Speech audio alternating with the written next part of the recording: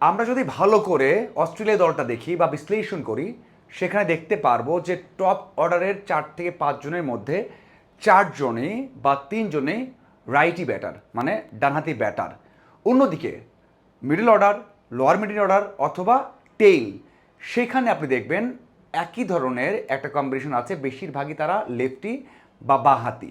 তার মানে তাদের যে স্কোয়াডটা আছে 15 জনের, সেখানে যে দলটাই খেলাক না কেন সেখানে রাইটটি লেফটির ভালো একটা কম্বিনেশন থাকবে।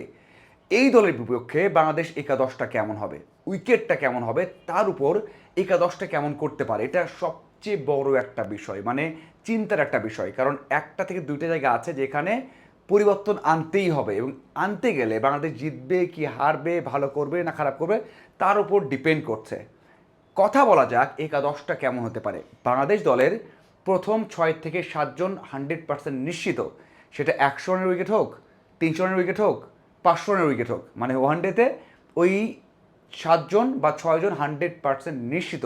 যদি চিন্তা করা হয় বোলিং অপশন বাড়ানো হবে তাহলে ব্যাটার 6 জন, যদি চিন্তা করা হয় বোলিং অপশন বাড়ানো হবে তাহলে ব্যাটার 5 জন হতে পারে, অলরাউন্ডার একজন বেশি হতে পারে।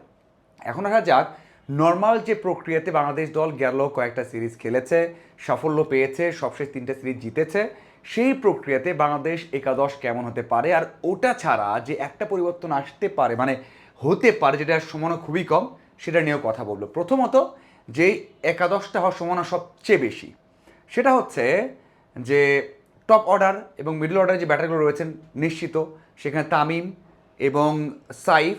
সৌম্যকে সবশেষ ম্যাচ খেলানো হয়েছে, এর আগে আবার 4টা ম্যাচ খেলানো হয়নি। এই ম্যাচেও সৌম্যকে খেলানোর সম্ভাবনা বেশি, কারণ সৌম্য এর আগে কিছু ভালো ইনিংস অথবা ভালো শুরু করেছিলেন অস্ট্রেলিয়ার বিপক্ষে, সেটা টি20-তে সবশেষ যখন অস্ট্রেলিয়া এসেছিল। এবং সবচেয়ে বড় কথা হচ্ছে তাকে যখন ম্যাচ দেওয়া হয়েছে, এই ম্যাচ হঠাৎ করে বাদ দেওয়া হবে না। তো 3 জন কনফার্ম, এরপর শান্ত, তারপর লিটন, তারপর হৃদয়। এখানে আর কোনো চেঞ্জ দেখতে পারবেন না।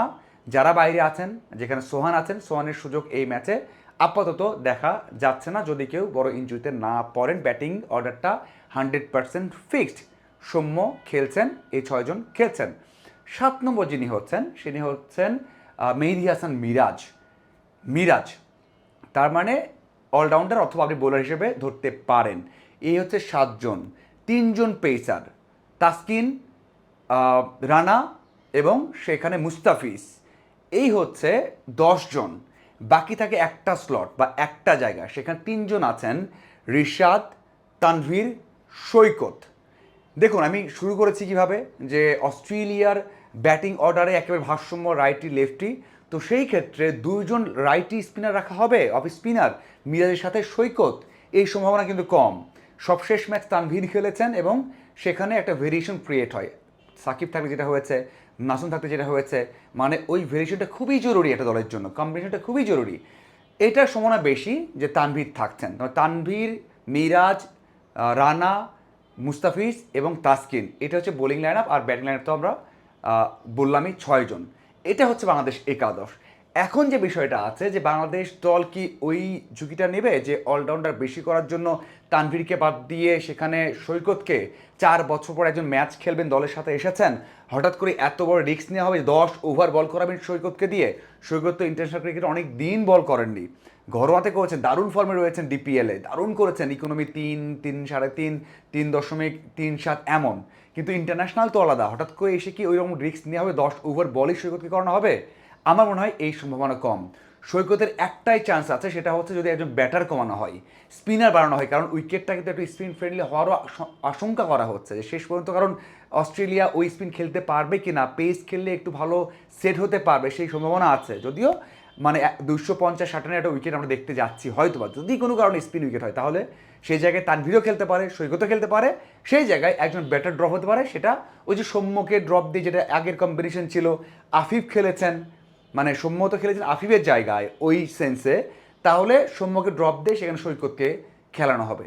সেই রিস্ক নিয়ে মানে 6 জন বোলার নিয়ে খেলবে, 5 জন ব্যাটার নিয়ে খেলবে? কারণ সৈকত তো এখনও প্রুভেন না, মানে নতুন করে এসেছেন, প্রুভেন মানে সেই অর্থে না, বাংলাদেশকে একমাত্র ট্রাইনেশন জিতিয়েছেন, তার অ্যাবিলিটি সম্পর্কে সবাই জানে। কিন্তু 4 বছর পর হঠাৎ করে এসে বোলিং 10 ওভার করানো, ব্যাটসম্যান হিসেবে খেলানো, এটা একটু বেশি চাওয়া হয়ে যাবে, অনেক বেশি চাওয়া হয়ে যাবে। সেই ক্ষেত্রে আমার মনে হয় প্রথম ম্যাচে আগের কম্বিনেশনে খেলানো হবে, যেখানে সৌম্যও থাকবেন, যেখানে তানভীরও থাকবেন। আর কোনো কারণে যদি ওই সিদ্ধান্ত হয় তাহলে অবশ্যই সৈকত আসতে পারে, যার সম্ভাবনা খুবই কম। এবং পেস ডিপার্টমেন্ট বললাম, তিনজনের নাম বললাম, মুস্তাফিজ, রানা এবং সেখানে তাসকিন। যদি কোনো কারণে শেষ মুহূর্তে ওই যে ইনজুরি হালকা নিগলস হয় তাহলে সেখানে শরীফুল আসতে পারে, বাট এই কম্বিনেশনে বাংলাদেশ খেলতে যাচ্ছে। আর রিশাদের কথা বলতে চাই, রিশাদ বিগ ব্যাশ খেলেছেন, অনেকেই আমরা বলছি যে ভালো করবেন, ছক্কা হাঁকিয়েছেন ওখানে, ভালো উইকেট নিয়েছেন, সেখানে দলের সেরা হয়েছেন। কিন্তু যখন মিরপুরে খেলা হবে, সবশেষ ম্যাচ খেলেননি, তখন রান কনসিড করার বিষয় আছে, লেগ স্পিনার রান বেশি দেন, ঋষাদও কিছু ম্যাচে বেশি রান দিয়েছেন। যদি 10 ওভারে 40-50 দিয়ে ফেলেন, লো স্কোরিং ম্যাচ হয়, সেটা অনেক বেশি ক্ষতিকর হবে। এই জন্য হয়তোবা প্রথম ম্যাচে আমরা ঋষাদকে দেখবো না। যে একাদশটা বললাম আরেকবার বলে শেষ করতে চাই: তামিম, সাইফ, সৌম্য, সেখানে শান্ত, লিটন, হৃদয়, মিরাজ, তানভীর, তাসকিন, রানা এবং মুস্তাফিজ। আপনার কি মনে হয় একাদশ কেমন হতে পারে এবং কেমন হলে বাংলাদেশ দল জিতবে? অবশ্যই জানাবেন। ধন্যবাদ।